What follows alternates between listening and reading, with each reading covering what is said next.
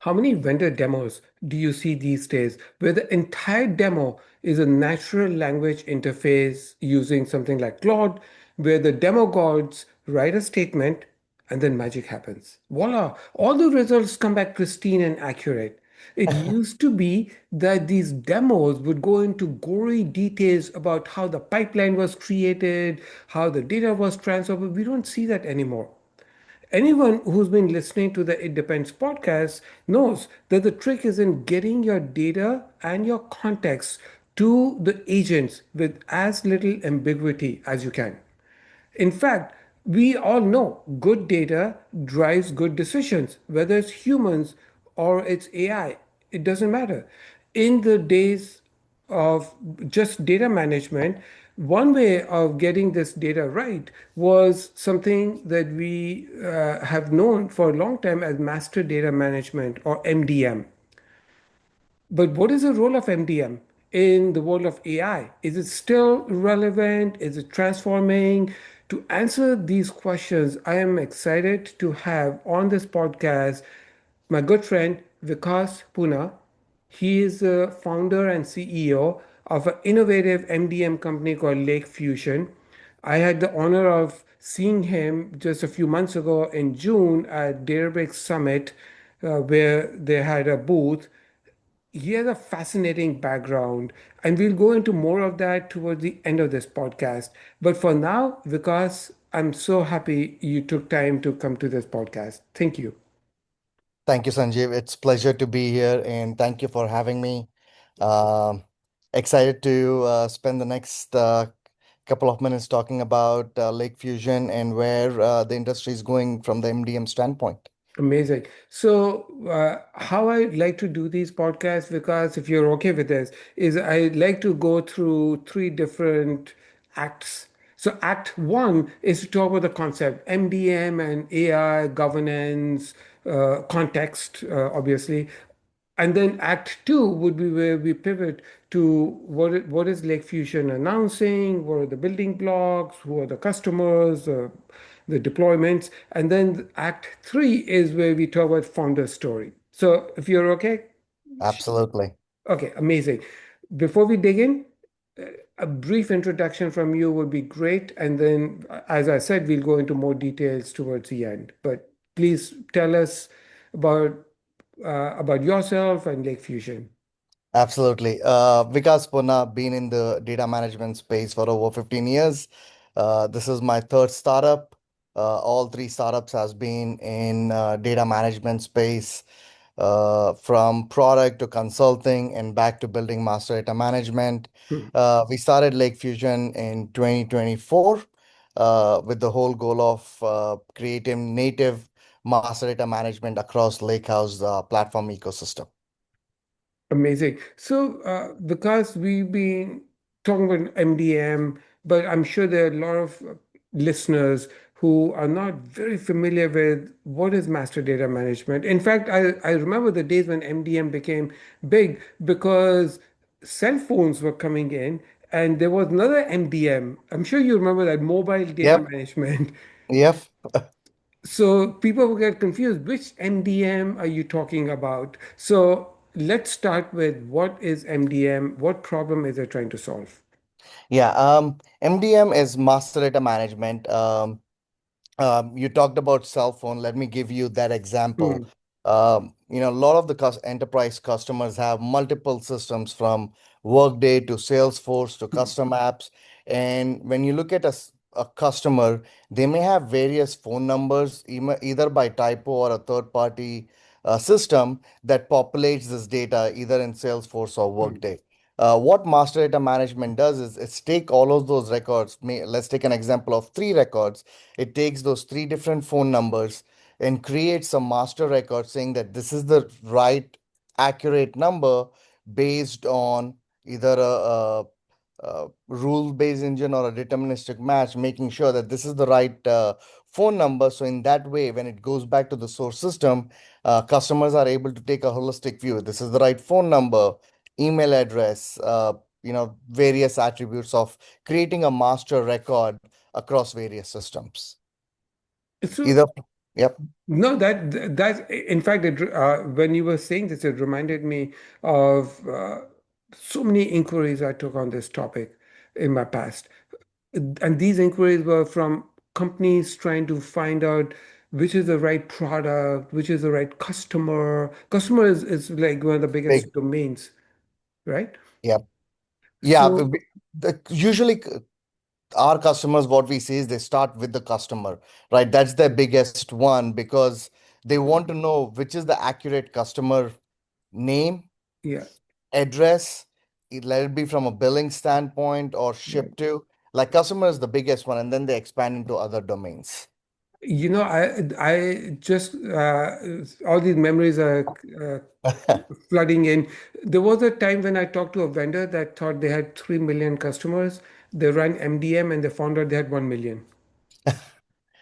It's pretty common. Yeah. And then there were calls I used to take from police departments, immigration services, because they didn't know who the person coming into the country was because there was different names and abbreviations, spellings, and so they needed to have a golden record. So I learned that term, golden record. So that begs a question. MDM's been around for a long time. What was the trigger for you to start LakeFusion? Really good question. And one of the reasons, Sanjeev, I started the company was a lot of the companies, since the AI boom came and everybody's talking about AI, if there is no AI in the company, I don't think you want to start a company in this day and age. But when I was looking at the new wave of AI and the Hmm. conversations that was happening in the industry, a lot of companies were talking about they wanted to build agentic frameworks, agents, how can we give business a self-sufficient information that they are able to be more productive from a more uh, prescriptive manner rather than looking at historic, just the operationally, and just looking at the AI wave that was Mhm. coming in, and the whole thing starts with having a master or clean record. If you Hmm. don't have a master record, your agents are going to hallucinate, and your agentic frameworks are not going to give you the accurate information. So keeping that in mind, we wanted to work backwards from it. That MDM's been around for such a long time, Hmm. but a lot of the MDM projects fail because it takes a lot of time to implement.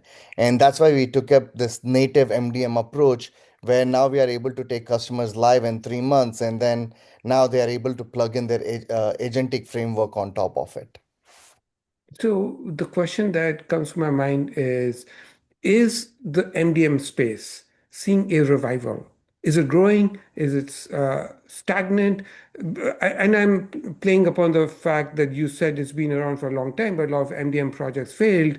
One way for me to see that MDM is growing is that my friends, former colleagues at Gartner, reintroduced Yep. the MDM Magic Quadrant. So that tells me that they must be getting a lot of inquiries on MDM. But I want to hear from you. What is the current state of the MDM market?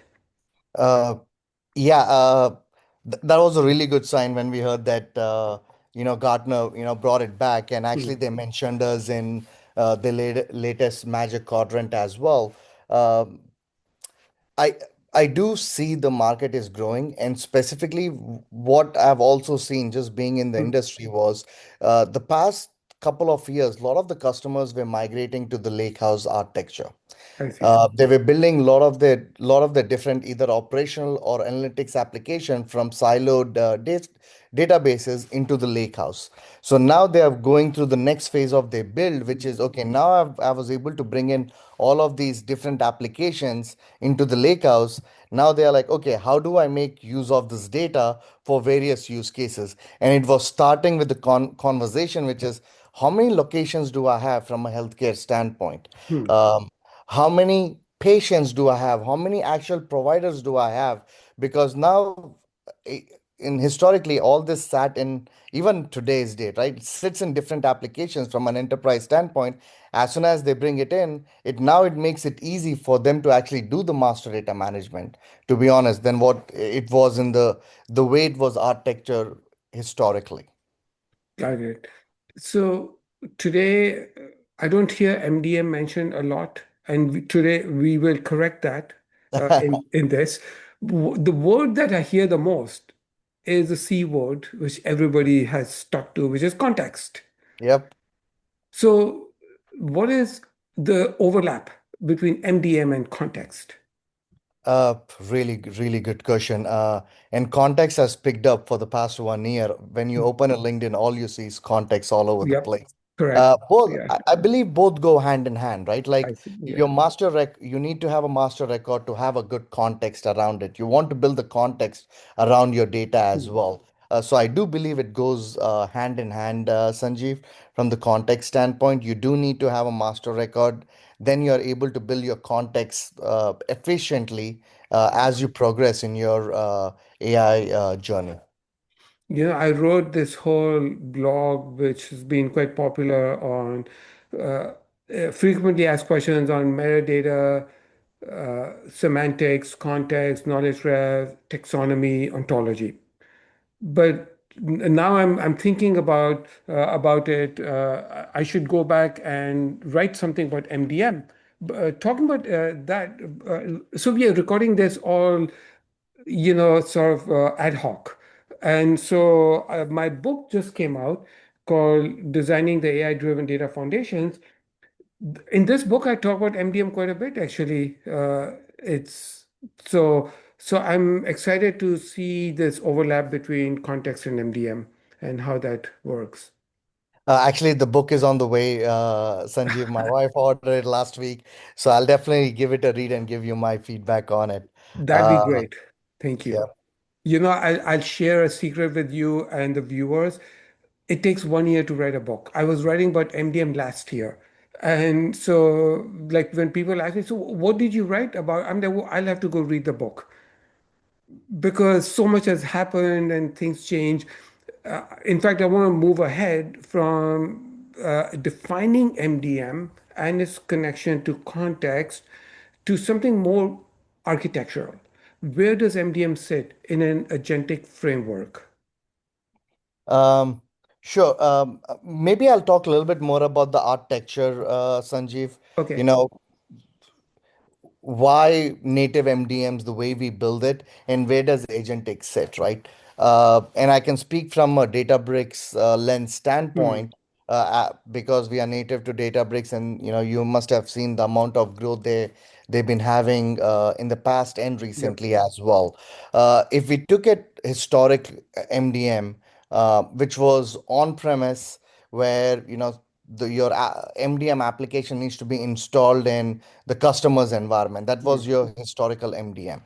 And then came the time where it was SaaS, where people were, it's quick to stand up MDM.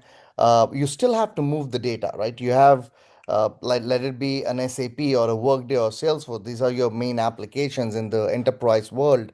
You have to move the data from those applications into your the SaaS MDM environment, and that takes time because you need to move the data, you need to Hmm. design the data, and then there is a latency because you're moving the data over the internet.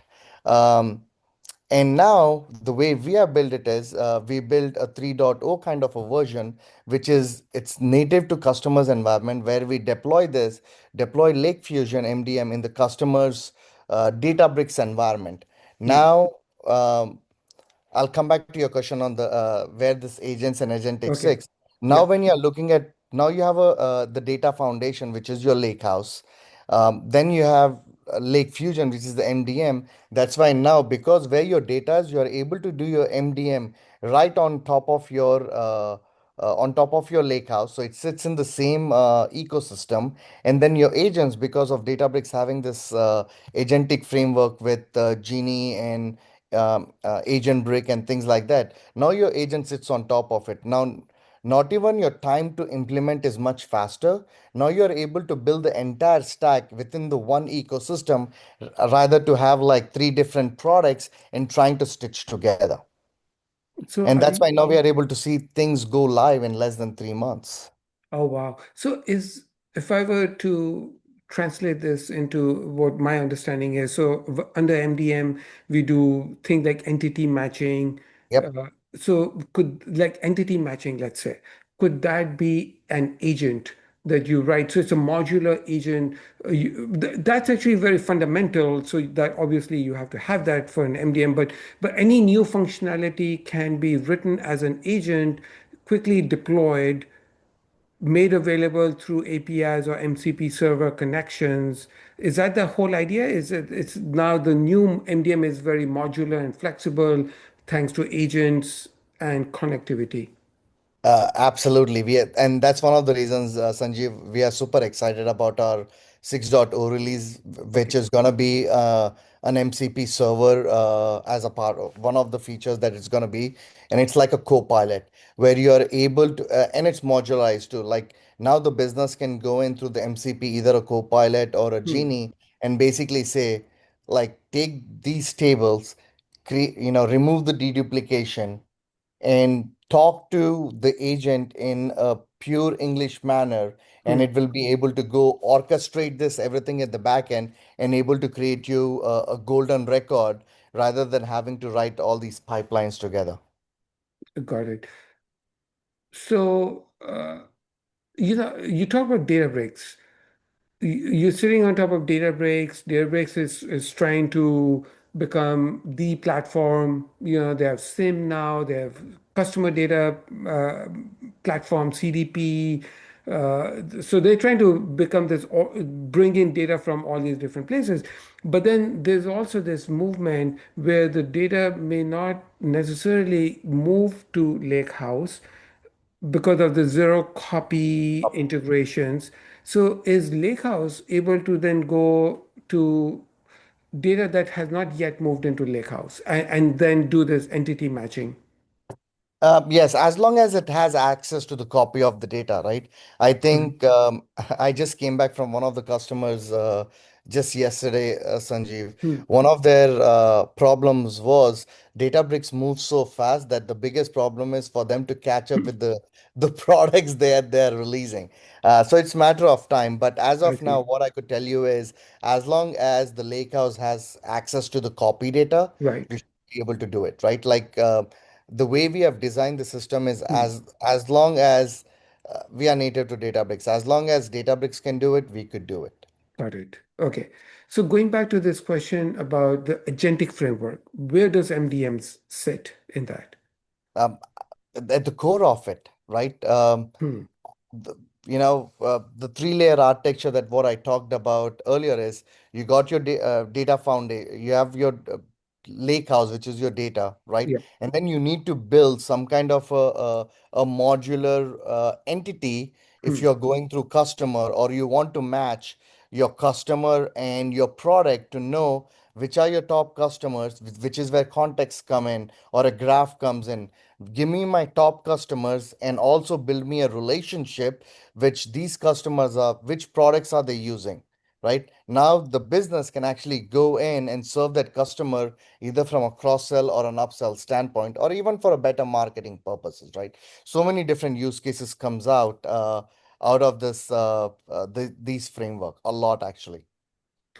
If we were to take a step back and look at what are the challenges for adoption of MDM, because in the past, the joke used to be most MDM projects never succeed, but that's obviously not an option anymore. As we move into autonomous agents, we need to fix our data, otherwise, the whole AI workload will collapse. So, do you see there are still challenges in the space MDM as you try to sell it and people try to adopt? The challenges are going to be there, right? Regardless of, like it can be an environment, Hmm. procurement, like challenges are going to be there. That's the beauty of startup. You get up and you grind every day. Uh, Hmm. but we are not seeing as much as your traditional MDM, because traditional MDMs, it's a seven-figure purchase. Hmm. Because the way we have architected is, we are not a seven-figure purchase yet. Um, the second one is, because now you're getting a third-party MDM, you need to get an army of people from integration, from architecture, from an SME of the third party MDM specialization. The way we deploy it is, as long as the client is aware of DataBricks and they know how to use DataBricks, they will be able to use our product, because underneath the hood, it's all DataBricks, Hmm. right? So that's one of the reasons that we are able to successfully execute our go live projects, and able to sell as well, because we are able to give an ROI and a value in a shortest amount of period. Got it. There's no longer a long sales cycle of a year or I even six see. months as a matter of fact. Yes, that used to be a big challenge. You are launching MDM 6.0. You just mentioned that. Why 6.0? What's the journey been like? Um, yeah, 6.0 is one of our major releases, Sanjeev. Mhm. So the our initial version, the way we started off is taking the various records and creating the golden record or an entity. From there, we have matured a lot. Our first one was, let's deduplicate the record, let's create the survivorship and the golden record. From there, obviously, in about a year, we've got quite a lot of customers, and we kept hearing the feedback in terms of what they are looking for. From there, we went to relationship management, reference data management. And in this one, um, we have two other products consolidated releasing, which is product information management. Now you're able to create a taxonomy and create a product master record. And then graph, which is we are able to create a relationship between your context graph or an analytics graph, where you are able to stitch your entire organization. Now you are able to have a conversation across your different entities. So it's a multi-domain that you're able to stitch relationship, who's my product, who's my parent, and then you're able to go drill down even more. We've got the MCP server, we've got a probabilistic match, enhanced AI resolution. So this release actually, the team's been working super hard to Hmm. get, like, I think we have like nine main features releasing, from reference data, data quality, all the way till the MCP server. I got a chance to see some documentation of what is being launched. Can you talk more about the probabilistic matching? I saw there was some mention of using random forest. And so how is it different in MDM 6.0 compared to the way you used to do entity matching? Uh, sure. When we were so the first version what we released was the AI version. What we do is we took all this data, send it to one of the AI models, and Hmm. AI was pretty good reading this data and saying, here's your match results. Um, One of the things that what we've heard from customers was, hey, AI spend is going pretty Hmm. high up. Even though AI is giving good results, we still want to use the AI, but we understand our data, Hmm. right? Majority of the cases that we can tell you that these are my various set of rules that we could apply. So the customer's like, is there a way that we could use the data that what we know from a rules-based standpoint, so we are able to get them through the entity, and then the one which are greater ambiguity or they don't know, let's send that data set to the AI, because that will do a better job than going through a manual intervention.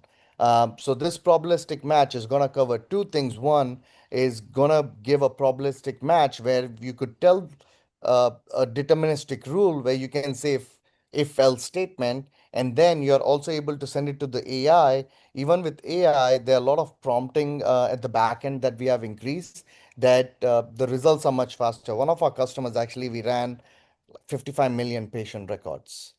Oh. Um, so that was a pretty big undertaking for us, but we were able to get it done within a week, I would say. I see. So you basically you're saying there's a place for deterministic, a place for probabilistic, but ideally you want to combine uh, the two. Is that right? It's, I would say, like deterministic, Yeah. probabilistic, and then the AI, right? So Yeah. with the 6.0, customers can use one of the three or all three, I depending see. upon which data sets they are using. Got it. So we talked quite a bit about DataBricks. I also see you're aligned with Microsoft and you're on Azure Marketplace. Can you talk more about how do you work with Microsoft? Yeah, we work very closely with them. First of all, they're a big supporter with us. They've given us a lot of credits and the internal help as Hmm. well. There are two areas we work with them. One is we are on Azure Marketplace, so our customers can buy our product through Marketplace. And Hmm. second, because we are going through the Marketplace uh, uh, the sales process, the customers can use their existing commit from Hmm. Azure to buy our product. So it's it this they have a program called Mac, where we are able to sell our product through Azure Marketplace. So we work very closely with them. Hmm. I would say our 70% of the customers are on Azure, so that Got relationship has been as really fruitful so far. got it. I'm also curious about how do you work with Databricks? And while we are on this topic, what about Snowflake? Uh, Great question and a tricky question at the same time. We work with Databricks very closely from sales all the way back to the product. So, from the product standpoint, we have close to about 7 to 8 products of Databricks that we use from the backend standpoint. So, our product team, Ross King, who leads our architecture effort, he works with Hmm. their product team across the board. And then Delaney, that who you've been working closely with, she heads the marketing. So we do a lot of field events, partnership, and then obviously sales. We do a closely go to market blogs and especially industry vertical solution Hmm. building as well. Oh, wow. So we work very closely with them. I see. And in terms of Snowflake, currently we are focused heavily on Databricks just because we've got such a good tailwind working Hmm. closely with them, and they're a good supporter. Like we work closely with them, as I just mentioned, across the various group. And then we are part of their startup built on program too, that gives us a really good visibility and the close partnership to work with them collaboratively across the board. It'll be amazing if you could share some referenceable client names. And I'm curious to hear which are some of your biggest deployments? You mentioned 55 million customer records for a healthcare company, but if you can mention some marquee client names and what are they doing with LakeFusion MDM that they were not able to do earlier? I can give one of the marquee customers. It's actually quite a lot in millions as well, which is Hmm, Puma. We are all aware of the sports brand Puma. that we were able to create their customer master Hmm, record in less than 3 months, I would say. They are already go live. A couple of million records, actually. We were able to, hmm, in the highs of 30 million something, don't know the exact number, but they were able to create a master record in the hmm. shortest amount of time. That is great. I just read Google is buying defunct airline Sprint's Data. entire data. Uh, it just seems like this would be such an ideal use case for MDM. Yeah. Yeah, it's like they bought it for. I read that yesterday too, Sanjeev. It's like for $10 million or something. They Yeah. bought their data set. It's massive amount of flight data, but not customer profile. So they're de-identifying sorry, they are masking customer names, but they've got massive amounts of data. And which verticals you said you go to market with Databricks and verticals? Are there some verticals? that you're in more than others? Um, Funny thing is, we are in, even though in a short time that what we've been living, we are in a lot of verticals. We've got higher education, manufacturing, retail, healthcare, insurance. So our client base is pretty widespread at this point of time. Hmm. Um, but right now, what I would say is there are three areas that we are focusing the most, Hmm. which is healthcare, manufacturing and retail, and financial services. I see. So two are heavily regulated, healthcare, financial services, and manufacturing. I got it. Yeah, I'm glad you brought that up, Sanjeev, because typically when you look at the sales cycle, people Yeah. tend to stay away from the regulatory because it's a longer sales cycle. In our case, it's actually a little bit different Hmm. because we deploy this in the customer's environment, even though it's a heavily regulatory environment and HIPAA compliant and Hmm. SOC 2 and things like that. Uh, because the way we have architectured it, we are able to sell into the same regulatory environment much faster because they already have either Azure, AWS, or Google, and they already have Databricks. Because we don't see any customers' data, we are able to sell to the same customer in much shortest amount of time. I've been noticing regulated industry like healthcare, for example, was almost always behind technology. Financial services companies were on top of it, but there's so many regulations that it slowed healthcare companies. But now in AI, it's to their advantage Yeah, because the data has been vetted, and so actually they're moving sometimes faster than companies that don't even know what data assets they have, and they have no common understanding of overlapping data. yep. Can't agree more. I think I think it also has to do with a lot of the C-suite saying, what Hmm. are the other AI use cases that we could do?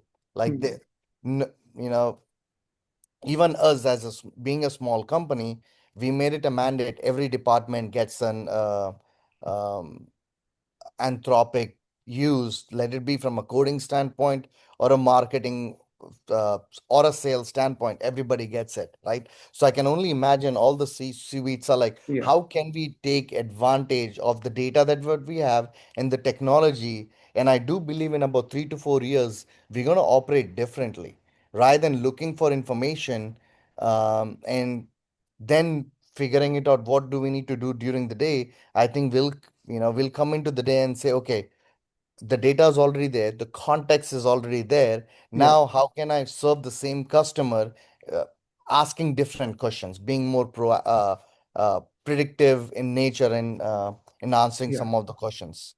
So this is such a great topic. So thank you for bringing this up, because one of the huge issues I used to hear from customers all the time was that how many products and tools do I need in my stack? Because I've got data ingestion tools, then I've got data transformation like DBTs and some of the other proprietary ones. I have a data catalog, I have data observability, I have some security, and now you're telling me I need MDM. So my theory is that in the future with AI, the end user should not have to learn user interfaces of six, seven different tools, uh, uh, because with the natural language interface and all these tools having MCP server connectivity, I should be able to stitch it in using natural language. So I'm just curious, how, do you agree with this idea that MDM becomes yet another tool that's needed? And how will this environment ecosystem evolve? Such a good question, and it's a visionary question as well, right? Like I've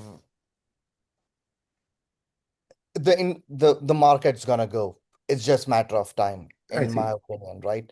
Mhm. But also these enterprise companies, they worked in such a siloed, and the way they Hmm. run their P&L and the leaders, it is gonna take some time to get there. Hmm. Where I do think, the framework that what you mentioned from the MCP, let's remove some redundancy from the ecosystem Yeah. standpoint. I think smaller companies, or I won't say smaller, mid-sized companies, I think it's going to start from there.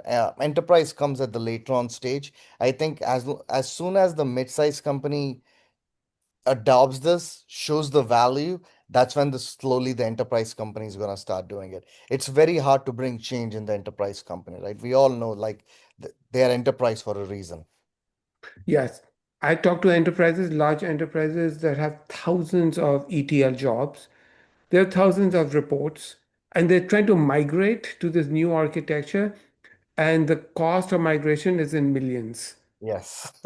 And I've been telling them that why are you migrating? Like if you're going to re-architect for the agent, because that's what they're doing, then you need to get out of this concept of always having to move data and then building static dashboards and reports. For some, absolutely you need to. I'm not saying these are going away. So I think enterprises have a bigger problem than small, medium size. So you might be on to a great GTM here. Yeah. Thank you. Actually, it's funny that you bring it up. Like, we started a pilot with a very large Hmm. healthcare enterprise company. They have every MDM under the sun that you can think of. I see. Uh, Yeah. And it's like you already have those why us, right? Like you need to start asking those qualifying questions. Yeah. The use case was a little bit different. That's why we were a better fit. And the data was already on DataBricks, and they had a timeline that they wanted to hit, Hmm. which was the right answers for her. But point being is, forget about various tools. They had various MDM systems across the company itself. A lot of redundancy as well. Oh, wow.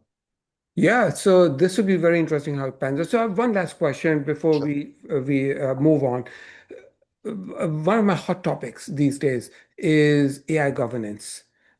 Data governance has always been top of my mind. Now it's moved to AI governance, or more specifically, agentic governance. How do you work in this space? Um, I think really good question. That's why I'm taking some time to think, Yep, no right? worries. Yeah. Um, it's still going to take some, at least for me to give you some concrete Hmm. answers over there, because the market is still maturing. Yeah. Um, the questions are still coming up is, do customers need to host their own AI models, Yeah. or do they need to go with somebody like Databricks or Hmm. Snowflake where they give us different AI models, or Hmm. you want to go with Anthropic where you're giving all the data to Anthropic's AI model. Hmm. So the governance for the AI models becomes very tricky. From how do you answer that? Where is this going? So uh, let me get back to you on that one Yeah. because such a good question. Yeah. This is a pretty big market in itself. Yep, I think this would be your MDM 6.1, 6.5. So, Maybe you have to go back to the drawing board. but so the reason why this is such a hot topic for me is because I recently published a blog on yet another brand new Gartner Magic Quadrant. MDM is not brand new, but it got revived. But the brand new Gartner Magic Quadrant that just came out in last couple of months is AI governance platform. So I've been talking to a lot of companies in that space, and there's, as you can imagine, lack of clarity as to what exactly are you governing, and then where does the management of data end and governance start? Because the lines are a bit blurred, and I think MDM will play a huge role in this space. So Like you said, Sanjeev 6.1. yes, okay, I'm giving you a roadmap. Yep, you are. Okay, so I want to move to the next section because we're coming to the end. What made you start LakeFusion? And what were you said earlier on, this is your third startup. That's true. Can you tell us more about your journey? Absolutely. The my first company was in the ETL space, very Hmm. similar to DBT Labs. That was acquired in 2018. by a Bay Area company at a stealth mode itself. They were my design partners, was Hmm. able to sell it to them. My second company was Unico Solution. We partnered heavily with Informatica and Snowflake. We were like one of the first partners of Snowflake. Hmm. We did close to Oh, about 11 migrations with them, oh. where they were like 35 employees at that point of time. So worked very closely with Hmm. Snowflake back then. Sold it in 2021.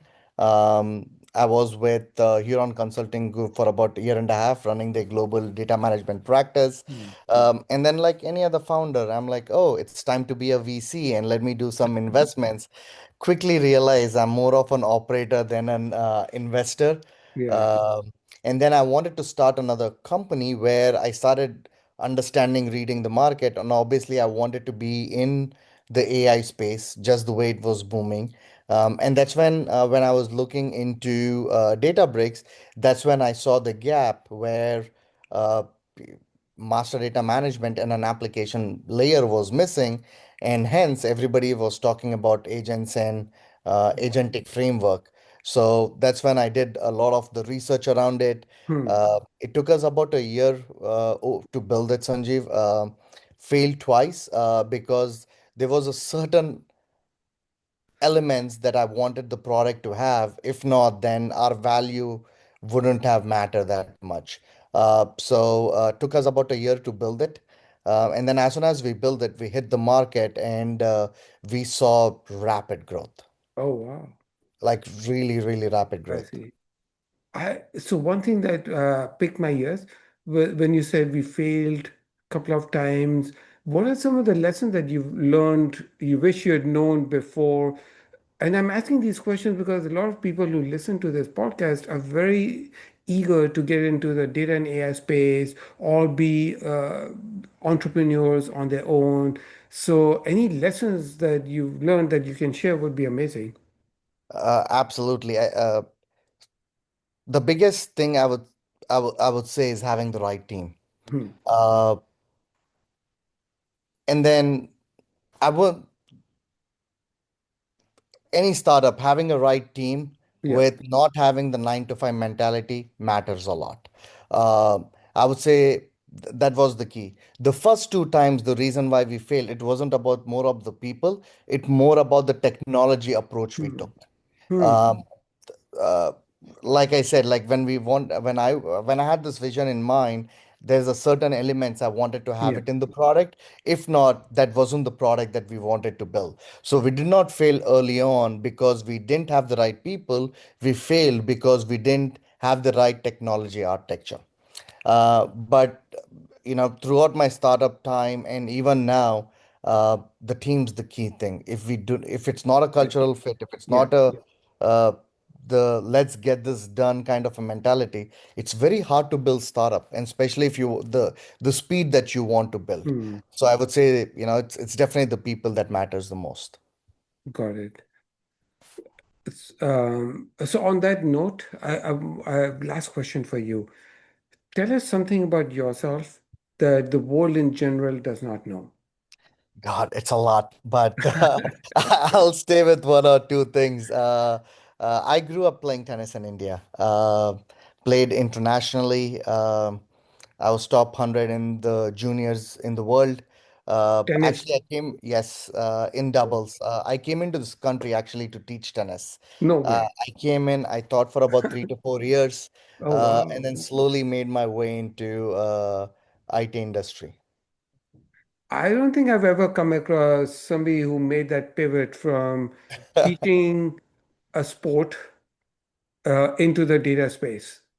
So Yeah, I don't know how it happened, but it happened. I see. Does your family, do you still play tennis actively? Now it's more switched to pickleball than tennis. But where I can, I try to play here and there, but not that often. Yeah, my brother grew up playing tennis too, so in the house we both were tennis players. As a matter of fact, my brother played for India. Oh, Uh, nationally. So, no, internationally he Inter represented India um, to play. I think they played against New Zealand and Australia. I But see. he played Davis Cup for India. Davis. Oh, wow. Wow. I would have read about him growing up, but yeah. With that, we've come to the end of our time. Vikas, such a pleasure. Thank you so much for coming to this podcast, sharing the wealth of knowledge you have. I learned a lot. So I'm really glad you made the time to come. Thank you for having me, Sanjeev, and it was a great conversation and tricky and great questions. You did amazing. I cannot wait to see where you take Lake Fusion next. So Thanks thank a you. lot, Sanjeev. Thanks Appreciate for everyone for having me. joining. More to come, and watch out for Lake Fusion MDM 6.0 launch. It's coming soon to your doorstep. Thank you. Thank Okay. you.